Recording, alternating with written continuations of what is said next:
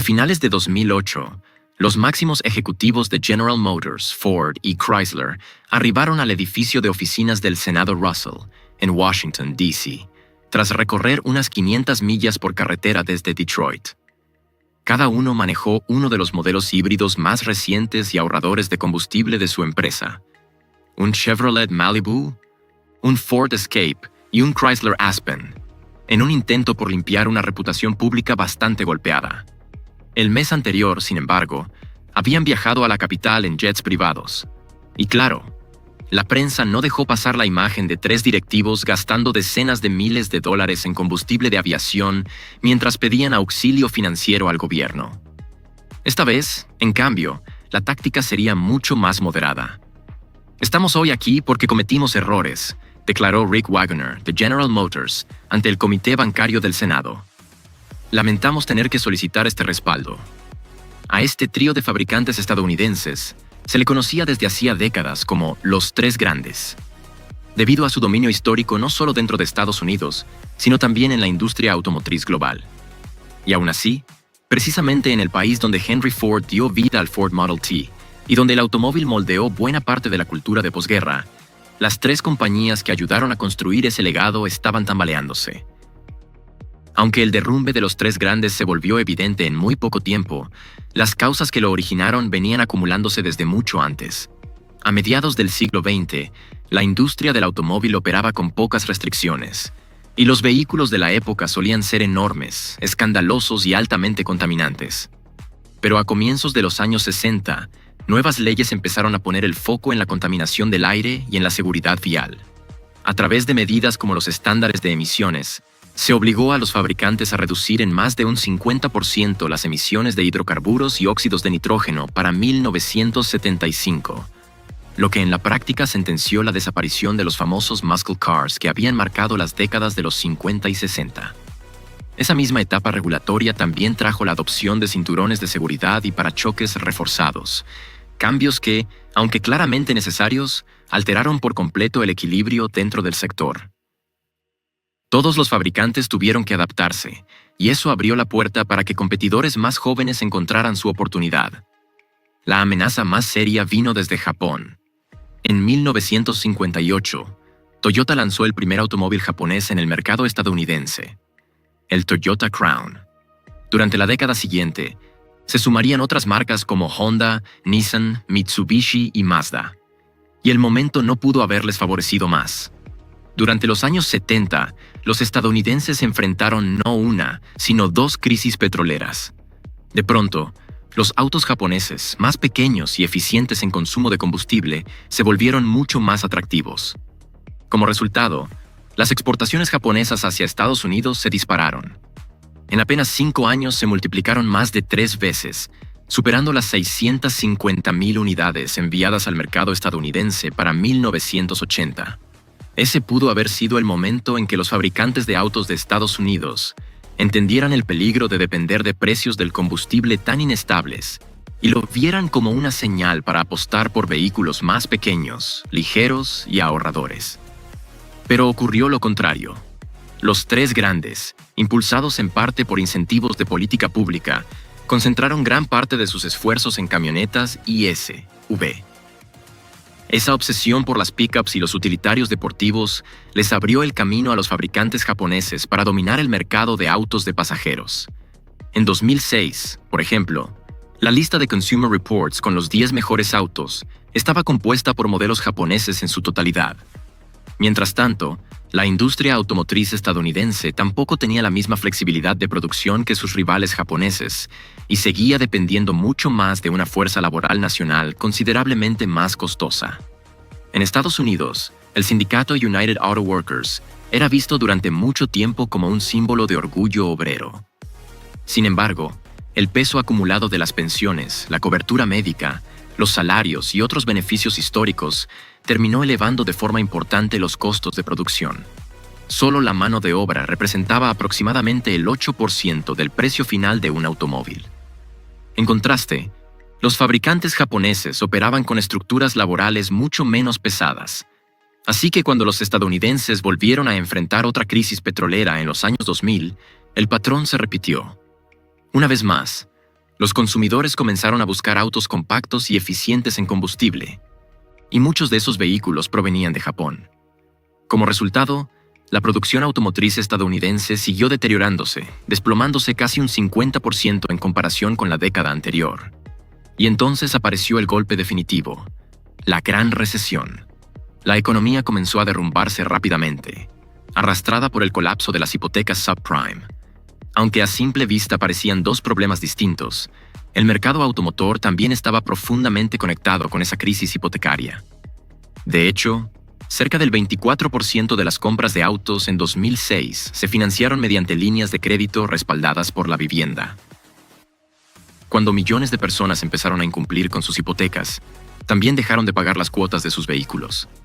Al mismo tiempo, muchos otros consumidores redujeron sus gastos por miedo a lo que venía. El temor se extendió rápidamente entre los tres grandes a medida que la posibilidad de una quiebra se volvía cada vez más real. Fue entonces cuando las automotrices construyeron un argumento de supervivencia. Si ellas caían, no sería solo un desastre para Detroit, sino para todo Estados Unidos. Sostenían que el colapso de la industria automotriz nacional podía sacudir a toda la economía, afectando no solo a las ensambladoras, sino también a proveedores, cadenas de suministro, concesionarios y miles de empleos indirectos en todo el país. Con ese discurso, comparecieron ante el Congreso para pedir miles de millones de dólares en ayuda, después de admitir que habían consumido alrededor de $18,000 millones en líneas de crédito. Pero en el Senado no todos estaban convencidos. Muchos legisladores recibieron sus argumentos con una fuerte dosis de escepticismo. Una votación sobre una de las primeras versiones del rescate no logró avanzar, pero con el paso de las semanas, y a medida que la amenaza de quiebra se volvía cada vez más real, el presidente Bush decidió rodear al poder legislativo y autorizó $17,000 millones en ayuda inmediata, con más fondos previstos una vez que Barack Obama asumiera el cargo. Y con ese rescate llegaron transformaciones profundas. Con el respaldo financiero del gobierno federal, General Motors prácticamente tuvo que reinventarse desde cero. La vieja General Motors se declaró en bancarrota, pasó a convertirse en una entidad de liquidación, y sus activos más valiosos, incluido su nombre, fueron transferidos a una nueva GM sostenida por el Estado. Para volver a ser competitiva, esta nueva compañía empezó a desprenderse de todo lo que consideraba innecesario. En apenas un año cerró marcas como Hummer, Saturn, Pontiac y Saab. También redujo plantas de producción, eliminó aproximadamente un tercio de su fuerza laboral en Estados Unidos, recortó el 35% de sus ejecutivos en el país y prometió enfocarse en hacer más rentables sus camionetas mientras avanzaba hacia la construcción de autos más pequeños, accesibles y eficientes en combustible. La nueva Chrysler siguió una ruta parecida. La estrategia consistía en apoyarse en las marcas que todavía tenían fuerza: Dodge, Jeep, Ram y Chrysler. Al mismo tiempo intentaría mejorar de forma rápida sus sedanes, que de pronto volvían a tener demanda, y aprovecharía el conocimiento de su nuevo aliado, el fabricante italiano Fiat, para modernizar sus vehículos de pasajeros más pequeños. Incluso Ford, que logró evitar por poco el colapso financiero sin recurrir directamente a fondos federales, comenzó a mostrar señales claras de cambio. En los años previos a la recesión ya se había desprendido de marcas de lujo como Aston Martin, Land Rover y Jaguar. Esa reestructuración, sumada al desarrollo del Ford Fusion, el Ford Focus y la llegada del Ford Fiesta, colocó a Ford en lo que parecía ser una posición privilegiada dentro de la nueva etapa de la industria automotriz estadounidense. Visto en conjunto, parecía que los tres grandes finalmente habían recibido el golpe que necesitaban. Durante años habían sido castigados por aferrarse a estrategias envejecidas, demasiado ancladas en otra época, y ahora al fin daban la impresión de comprometerse con el futuro.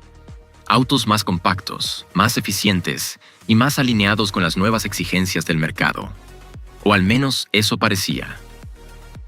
10 años después, cuando el mundo todavía recordaba a Ford como la empresa visionaria que se había adelantado a los cambios y logró sortear la recesión, la realidad era muy distinta. La compañía que alguna vez fue vista como el símbolo del futuro estaba anunciando algo que parecía impensable. Dejaría prácticamente de fabricar autos. En 2018, Ford informó que abandonaría el negocio de producir y vender automóviles de pasajeros en el mercado estadounidense, con la única gran excepción del Ford Mustang. Ya no habría más Fusion, ni Fiesta, ni Focus. En apenas una década, la empresa había dado un giro total. Un cambio radical que, desde dentro de la compañía, Ya se veía venir debido a la caída en ventas y a los problemas estructurales que seguían arrastrando. No fueron tampoco los primeros entre los gigantes estadounidenses en dar ese giro. Chrysler ya había tomado esa decisión en 2016, cuando anunció que dejaría de fabricar el Dodge Dart y el Chrysler 200, los dos sedanes accesibles de la marca, para concentrarse únicamente en modelos de imagen más fuerte, como el musculoso Dodge Challenger y el más refinado Chrysler 300. General Motors también terminó siguiendo el mismo camino. Al llegar la década de 2020, ya había anunciado el final de producción de varios de sus autos de pasajeros. El Chevrolet Impala, el Chevrolet Cruze, el Chevrolet Volt, el Chevrolet Malibu, además del Cadillac CT6, el Cadillac XTS y el Buick LaCrosse. Lo llamativo es que, apenas una década después de haber estado al borde del colapso por no adaptarse a tiempo a un mercado que parecía ir en dirección a vehículos más pequeños, más verdes y más eficientes, los tres grandes de Estados Unidos prácticamente habían abandonado los autos tradicionales pensados exclusivamente para el consumidor estadounidense. Y eso ocurrió justo en una etapa que muchos analistas consideran una de las décadas más revolucionarias en más de 100 años de historia automotriz. Lo que estaba ocurriendo, en el fondo, era que los tres grandes, después de todo lo vivido con la crisis, volvían a enfocarse en lo mismo: SUV y camionetas. A simple vista, la decisión parecía lógica. Desde la Gran Recesión, la demanda de SUV y pickups ligeras en Estados Unidos no dejó de crecer y parecía casi imposible de frenar. Pero esa preferencia del mercado no era tan natural como parecía. En gran parte, había sido moldeada por la forma en que el propio sistema regulatorio estadounidense estaba diseñado. Los rescates automotrices pudieron haber salvado empleos, reestructurado a las compañías y dado una segunda oportunidad a las grandes marcas estadounidenses, además de prometer un futuro más razonable, más eficiente y aparentemente más alineado con las nuevas necesidades del país. Pero no corrigieron una falla clave del mercado automotor en Estados Unidos: la manera en que se define, legal y comercialmente, qué cuenta como auto y qué cuenta como camión. Y ese detalle cambió por completo el juego. Si uno observa la participación de ventas de vehículos ligeros en Estados Unidos durante las últimas décadas, se ve cómo las camionetas ligeras fueron ganando terreno hasta representar una porción gigantesca del mercado, superando con claridad a los automóviles de pasajeros. Y ese dato empieza a tener mucho más sentido cuando uno se detiene a ver qué tipo de vehículos estaban siendo clasificados oficialmente como camiones. Porque bajo esta definición, muchos vehículos que el consumidor promedio no percibe como camiones, como varios SUV, crossovers y utilitarios familiares, en realidad sí entraban dentro de esa categoría. Y eso no fue casualidad. Todo se remonta a legislación nacida en los años 70. Con la crisis energética de esa década, surgió una fuerte presión política para imponer medidas obligatorias de eficiencia de combustible. De ahí nacieron los estándares corporativos promedio de consumo, conocidos como CAFE, que le dieron a la Administración Nacional de Seguridad del Tráfico en las Carreteras la facultad de establecer objetivos de rendimiento de combustible para los vehículos vendidos en el país. Pero para aplicar esas reglas, primero había que responder una pregunta crucial: ¿qué era exactamente un automóvil de pasajeros? ¿Y qué no lo era? Entonces apareció esta categoría clave: la definición de camión ligero. En términos generales, se trataba de un vehículo de 6.000 libras o menos, diseñado para transportar carga o personas, o bien concebido principalmente para uso fuera de carretera. Y ahí estaba el detalle importante: salvo por el peso, muchos de esos criterios eran bastante ambiguos. No eran categorías totalmente claras ni fáciles de delimitar. Pero lograr entrar en esa clasificación tenía una enorme ventaja: exigencias de eficiencia de combustible mucho más flexibles. Esos estándares más relajados son la base de lo que con el tiempo se conocería como la famosa laguna legal de los SUV. Y no fue el único factor. A eso se sumó otra pieza histórica: el llamado Chicken Tax de 1964.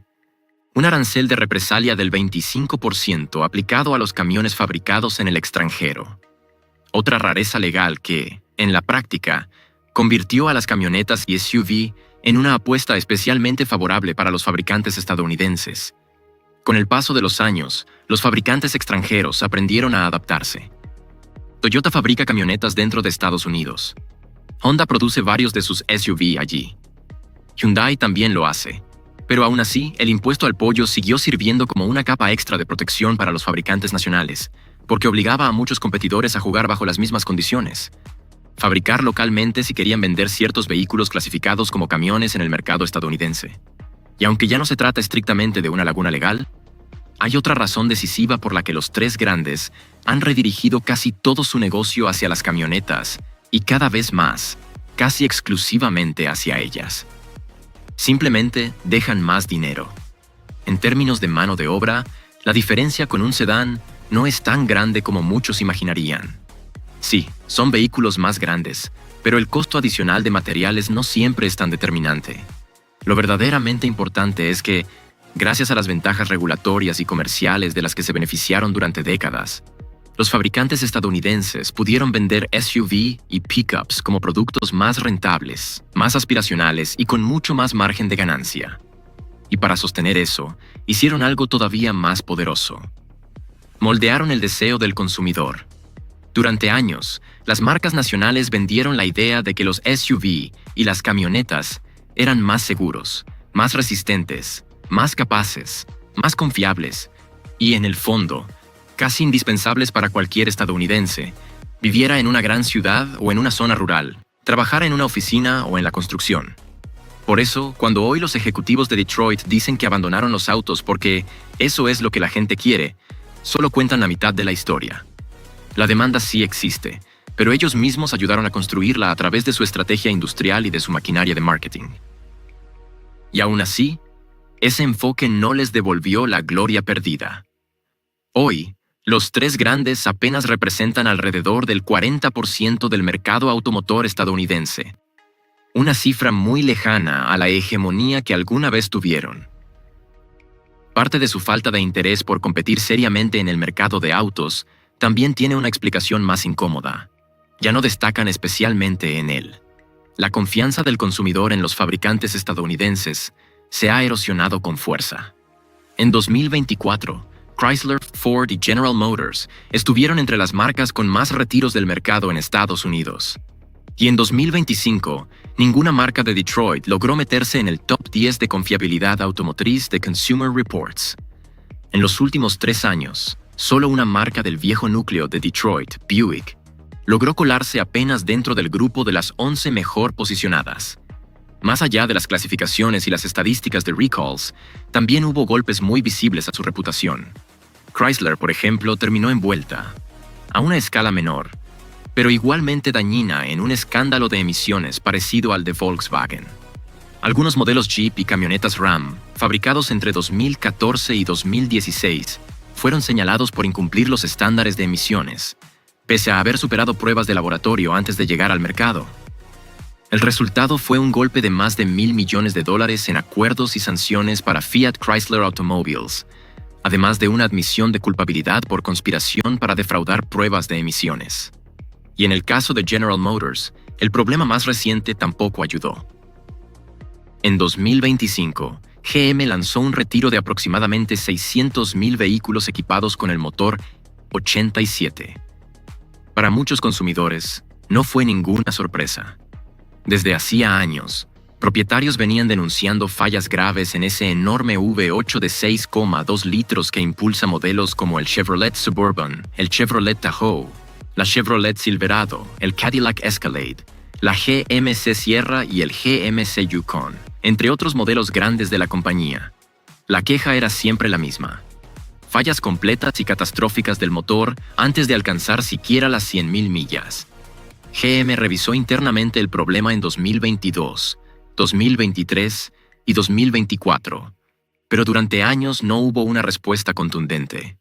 No fue hasta que la NHTSA logró sacar el tema a la luz que se hizo evidente la magnitud del problema. Fallas frecuentes en componentes críticos del motor, como el cigüeñal, las bielas y los cojinetes, vinculadas a decenas de miles de reportes. Y lo más preocupante era que no se trataba solo de una molestia mecánica.